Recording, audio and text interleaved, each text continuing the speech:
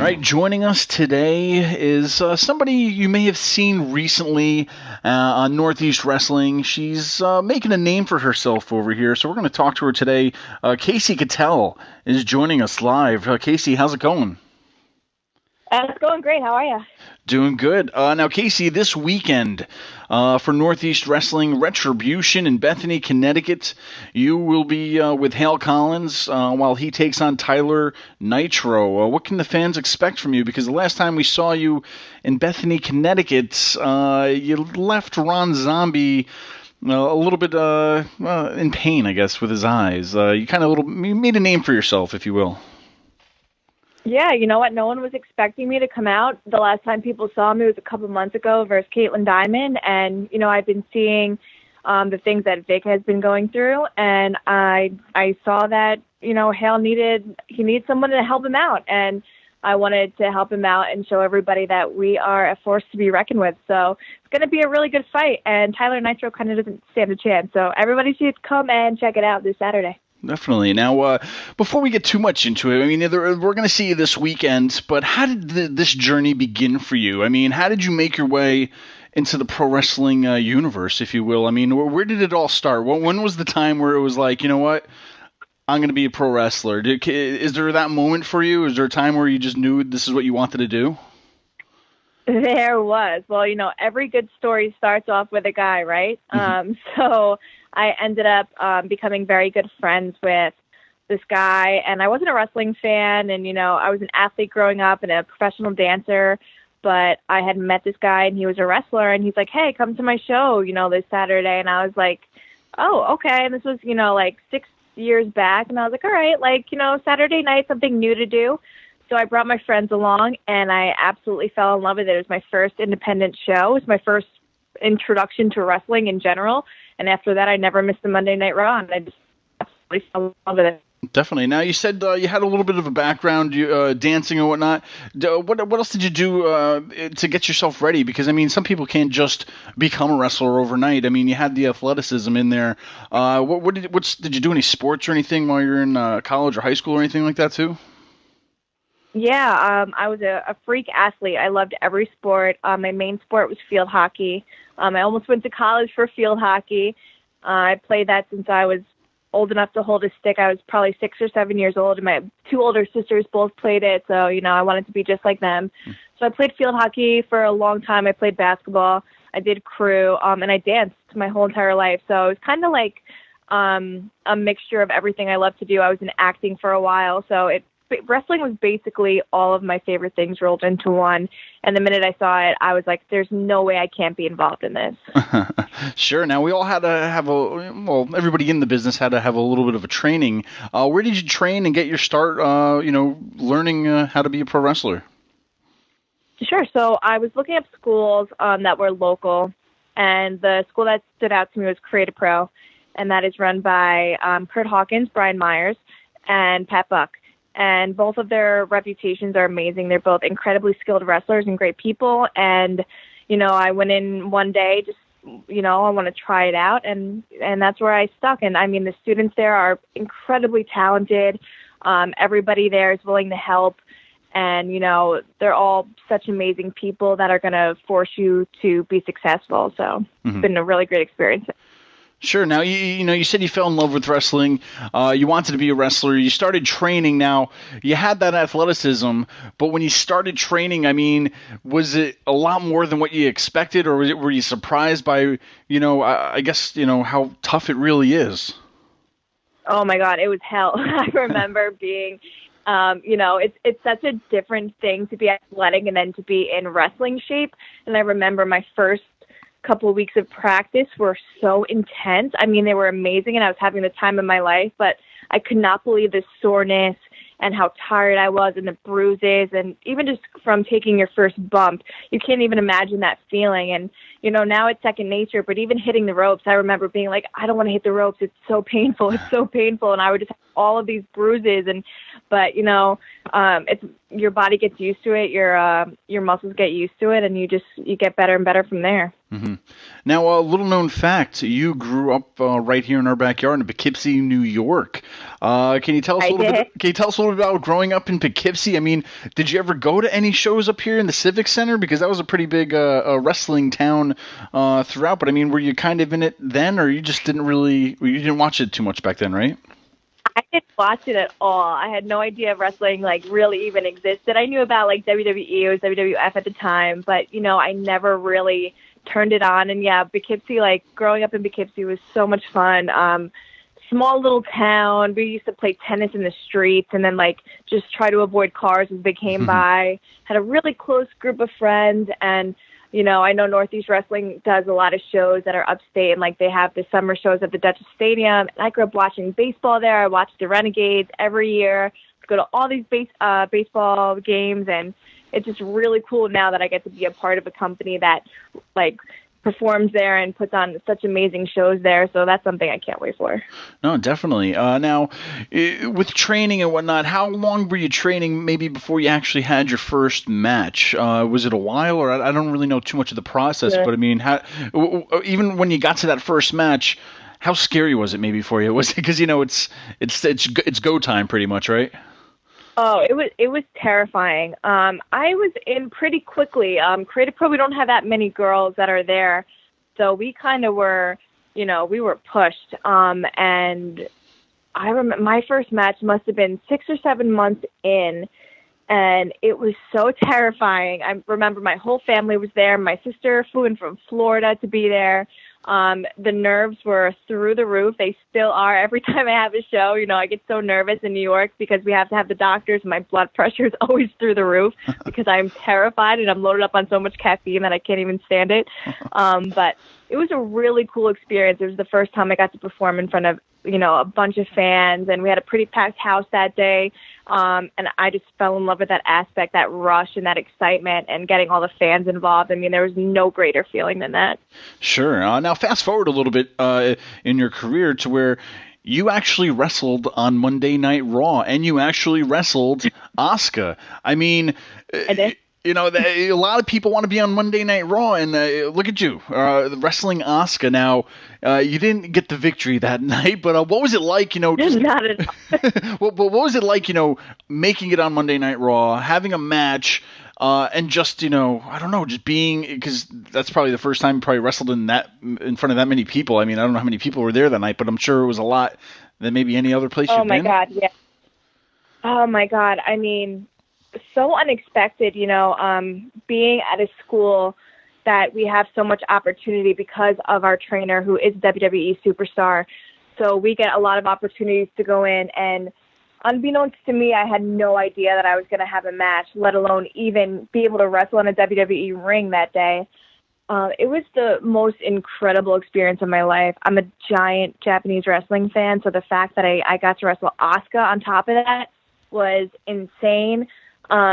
It was just such an eye-opening experience. Everybody was amazing and wonderful, and these are people I've looked up to for the last 5-6 years and who I've idolized and who I've wanted to be like, and these are people giving me feedback and cheering me on, and it was the biggest learning experience and the biggest honor to be able to do that. Sure. Now, can you take us maybe a little bit of behind the scenes with this, like how it came about? I mean, I know you wrestled for Creative Pro, Brian Myers. Is it something that, like, hey, they need a woman wrestler tonight, and then does he like suggest the wrestlers that he has, and they just kind of like pick you out from that bunch, or did you know like how the process went? Yeah. So when WWE is in town, they use extras, so they can basically use extras for backstage segments. They can use them for matches or any kind of place that they need to elevate the show. So me and another girl from Creative Pro, Kristen Stuntlander, we got invited to go through Brian, through people asking us, hey, like, do you have any girls that could come down and do extra work? So we ended up going to Baltimore, Maryland. And we just thought, you never know when you get there what they're going to use you for, if you're not going to be used. So we just kind of got there, and as the day went on, we were just kind of sitting and, spectating and watching everything kind of happen and taking everything in.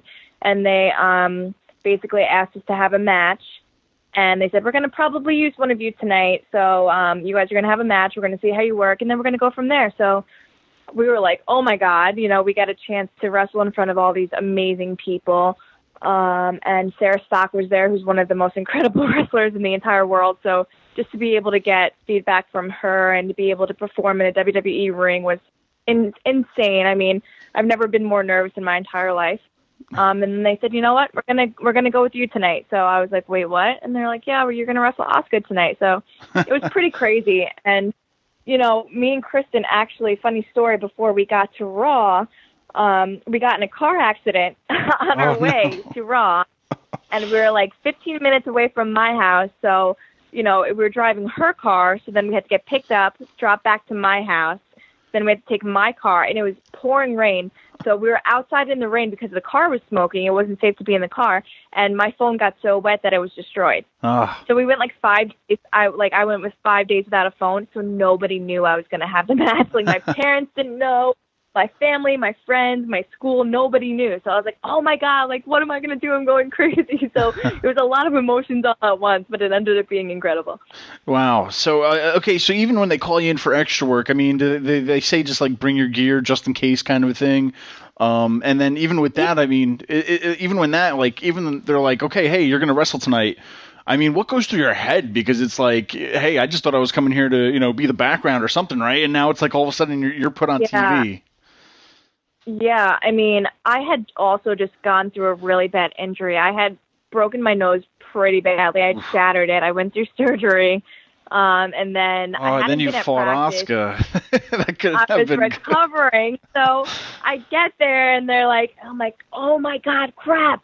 Like, this is the first time I've literally been in a ring since my surgery, so I'm not saying anything. I'm kind of keeping everything on the down low, Yeah. And, because you're not about to say, hey, guess what? I just broke my nose, guys. But, yeah, I mean, it was pretty insane to be like, you're going to wrestle on TV tonight in front of, 15,000 people that are here and then another how many million on television live. So I remember walking down the runway, and Ref Bennett was my ref, and he actually comes from the area. This is somebody who's been in the same companies that I've worked in on the independents, and it was so cool to have that moment with him. And he's like, just look around, take everything in. And I was like, oh, my God. Like, it's insane. Wow, that's crazy. Now, everybody listening to the show they understand wrestling. We get how it works in a way, but I mean, you're fighting. I don't know how to put this. I don't know. You're fighting somebody who speaks mainly Japanese. Without giving it away, I mean, how does that work? You know what I mean? Because it's like, I mean, I'm sure she understands English to a certain point, but at the same time, if she's saying, I don't know how to go around this that good, but I'm just, how does that work in a way? Is there anything you could tell us? Asuka is an absolute ray of light, but yeah, she does not speak much English. So, kind of talking about what we were going to do. That was just through kind of being physical and kind of showing each other. And we just kind of worked through it. Sarah Stock was also there, kind of helping us out. And like, she was like the language barrier almost. So we were kind of deciding, what we were going to do, how we were going to run things, how the match was going to work. But yeah, she really didn't speak any English. So we just kind of had to go through body language and, run through things, and it ended up working. So it was pretty awesome. I mean, I remember it. I remember it too. And then I remember the match. And then even like matches when I see guys wrestling down in Mexico or even in New Japan or whatnot. And I'm just staring at it because it's like, there's got to be some kind of communication, and then even that language barrier. Yeah. I mean, that's a big barrier. And if you don't know what the guy or girl's doing, I mean, it's, it is what it is. But it just amazes me sometimes how you guys pull it off like that. But I never. Yeah, exactly. Especially on live TV, you never know what's going to happen. So, if something wants to change, you can't really change it, but you just kind of got to trust each other and feel each other out. And luckily we're both really on the same page. I was just kind of following what she was giving me, and it ended up being a great experience. And, her kicks were insane and, they were the best, get the hardest kicks I've ever taken in my life. But it was incredible. And I hope that, one day I can be half as good as she is. For sure. Hey, and even after an experience like that, after the match, you go backstage. Like, what's it like after the match for you? Because once again, like you said, you were just there to kind of be there if they needed you. But I mean, they put you in a match. Can you tell the fans maybe out there what kind of happens after the match? Like, does anybody talk to you about the match afterwards or whatnot? Or what you did? Yeah. You know what? The community over at WWE is insanely amazing. The people that I met there were so over the top supportive, and they're all there for the same reason, and put on a really, really good show. So I had a lot of people walking me through. I mean, people saw me backstage freaking out, I'm pacing back and forth. And after the match, when we got back there, got a lot of really great feedback. People tell you, that was really great. Actually thanked Vince. So there's a lot of people that were watching on the monitor. You kind of go back into Gorilla, and they just tell you how it went. And I spoke to Sarah Stock, and she was explaining to me how the match went. And, it's really cool because everybody really does watch, and they really do care, and they'll give you feedback, and they're extremely positive. So it's just a really positive environment to be at. And, on the outside looking in, you don't really think that maybe it's that positive because it's so competitive. And these are people that have been wrestling for years and years and years, and I've only been wrestling for a little less than 2. So the fact that everybody, went out of their way to help me is something spectacular, and it's something that I'll never forget. No, for sure. It's always interesting to hear about those kind of stories. Now, I don't know if you want to tell us this because we talked probably a few weeks ago. You had a funny little story about your tights. Can we talk about this little story or what happened? And I think it'd be funny for everybody to tell, but maybe you could just talk about what happened and maybe who lent you some tights. Yeah, so this is great. So they told me, go to hair and makeup, get your makeup done, get ready, feel great. So I'm getting my makeup done, and I remember venting to the makeup artist because I had brought one pair of tights with me. And I'm such a tight phobe. If anyone knows me at shows, I have 7 or 8 pairs of tights because I get so freaked out of something's not going to look good, or you can see the sheer underneath my trunk. So I get all freaked out. And I remember putting on my tights, and then when I went to makeup, all my tights just running. So they ripped, the whole front ripped. So I remember being like, oh my God, I'm about to be on Monday Night Raw, and my tights are ripped. Oh my God, this is so unprofessional, freaking out, to the max. So I got my makeup done, and then I was walking, backstage, and the makeup artist said to me, and she said, oh, somebody was hearing you, stressing out about your tights, and they have an extra pair for you. So I'm like, oh, okay. So I'm like, that's amazing. Thank you so much. And she's like, yeah, Lexi has them. So she'll come back. And I'm thinking, Lexi, okay. So I'm standing there, and Alexa Bliss comes over and gives me an extra pair of tights. And she's like, oh, here you go. I had an extra pair of tights, and I heard that you were really stressed out about the ones in the rips. Don't worry about it. Take mine. And I was like, are you kidding me? There's a little part inside you that's just that's really freaking cool. That's just going to give me your tights. Sure. So she ended up giving me tights, and they were amazing, beautiful tights. And I went out there and I felt $100, and then I came back and I was like, do you want them back? She's like, no, keep them. So I was like, thank you. So everyone's really willing to lend a hand and be the best, and I will not throw out those tights because I just think it's such a great story. No, it definitely is a great story. Now, as a woman in wrestling today, now you said you didn't grow up watching it, but I mean, there's been a lot of history through the years of WWE, especially in how women were used, the Attitude Era compared to today. I mean, how do you feel as a woman in wrestling in 2018, just being able to, put on great matches, being able to be a part of, I'm going to say it, the women's revolution, if you will, because women are definitely being portrayed a lot better than they ever have been.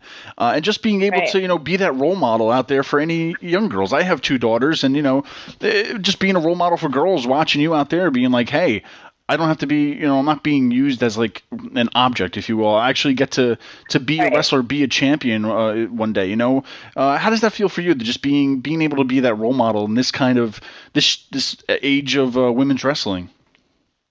Honestly, that's why I do what I do. Being surrounded by such strong, independent, intelligent women who are so athletic, who are so driven, who are so motivated to make such a difference.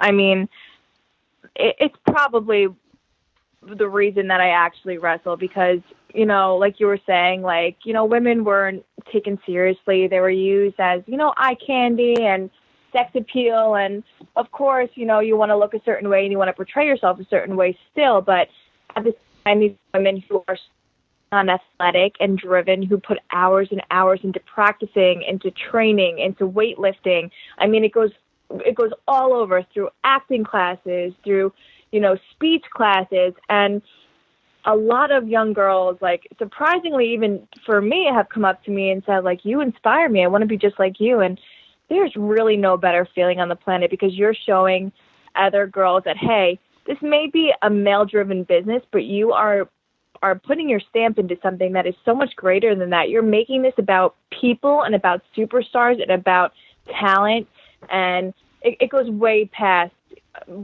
anything, way past the looks and the attitude. And to be a part of something this incredible is great. And, you know, being a women wrestler is so difficult. You know, there's so many adversities that we deal with every single day, between people judging and, you know, being in a male-dominated business and, you know, having people comment on every little thing that you do in your life. I mean, your life is public, so it is really difficult. So I have more respect than you know for every female who's in this business, because we really have to deal with a lot, and we still do it because of how much we love it. Definitely. Well, ladies and gentlemen, this weekend you can see Kasey Catal at Northeast Wrestling. Head on over to northeastwrestling.com. Get your tickets. She'll be in Bethany, Connecticut with Hale Collins, part of the Now. Kasey, where can the fans keep up with you on social media? All over Facebook, I'm Kasey Catal. Instagram, I am Catal_Kasey, the letters, Kasey. And then on Twitter, I am Kasey Catal. So find me, follow me, and I'll see you on Saturday. Perfect. Kasey, thank you so much. We really appreciate it. Thank you. Have a wonderful night.